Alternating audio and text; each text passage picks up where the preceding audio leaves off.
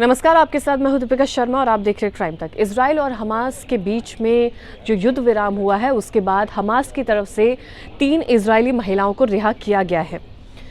जश्न मनाया गया जब ये महिलाएं रिहा होकर अपने परिवार के पास पहुंचती हैं, लेकिन इनकी आप बीती अगर इनकी कहानी सुनेंगे तो काफ़ी हैरानी होगी कि कोई एक इंसान दूसरे इंसान के साथ इतना बुरा व्यवहार भी कर सकता है।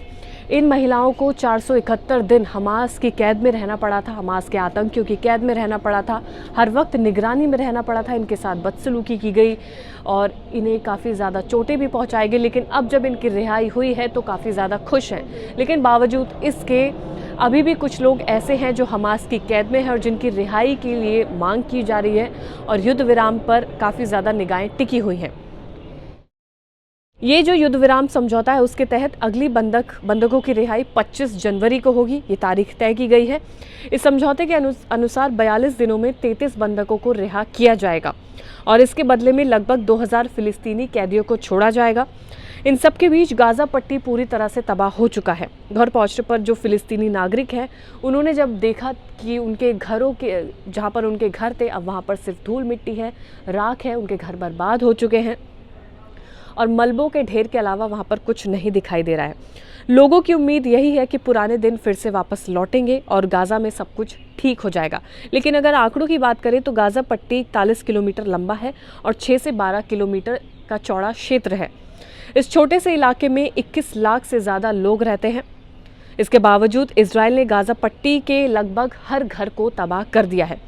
यूएन की जो रिपोर्ट सामने आई है उसके मुताबिक भी जो कई आंकड़े जो सामने आए हैं उसके मुताबिक गाज़ा के जो टूटे हुए घर हैं उन्हें फिर से बसाने में जो टाइम है वो काफ़ी ज़्यादा लग सकता है। 2040 तक फिर से जो गाज़ा पट्टी है वो दोबारा से बन सकती है, यानी कि गाज़ा पट्टी को फिर से बसाने में 15 साल लगेंगे।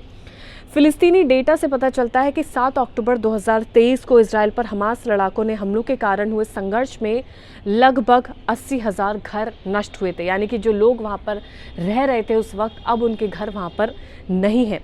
यूएन की तरफ से सैटेलाइट पिक्चर्स भी जारी की गई हैं जिसमें पता चलता है कि गाज़ा में 85% स्कूल को 7 अक्टूबर के बाद काफ़ी ज़्यादा नुकसान देखना पड़ा है। यूएन के बयान में कहा गया है कि 70% से ज़्यादा स्कूलों को नए सिरे से बनाना पड़ेगा, यानी कि फिर से पूरा कंस्ट्रक्शन चलेगा और जो स्कूल है वहाँ पर वो पूरे सतह से तबाह हो चुके हैं, बनाने में काफ़ी ज़्यादा वक्त जाएगा।